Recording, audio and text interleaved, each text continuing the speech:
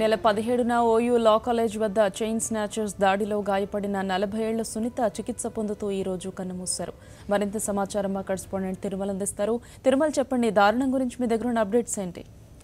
గౌతమి, ఈ నెల 17వ తారీఖు రోజు వ్యక్తిగత పనుల నిమిత్తం ఉస్మానియా క్యాంపస్ నుంచి బర్కత్పుర వైపు వెళ్తున్నటువంటి సునీత అనే మహిళ తన ద్విచక్ర వాహనంపై కొడుకుతో పాటు వెళ్తుంది. అయితే ఒక్కసారిగా ఏదైతే ఉస్మానియా ఆర్ట్స్ కాలేజ్ వద్ద ఉన్నటువంటి స్పీడ్ బ్రేకర్ దగ్గర ఈమె స్లో అవ్వడం జరిగింది. అదే సమయంలో వెనుక నుంచి వచ్చినటువంటి వ్యక్తి, పల్సర్ వాహనం పైన వచ్చినటువంటి వ్యక్తి ఈమె మెడలో ఉన్నటువంటి గొలుసును తెంపడంతో ఒక్కసారిగా అదుపు తప్పి కింద పడింది ఈ సునీత.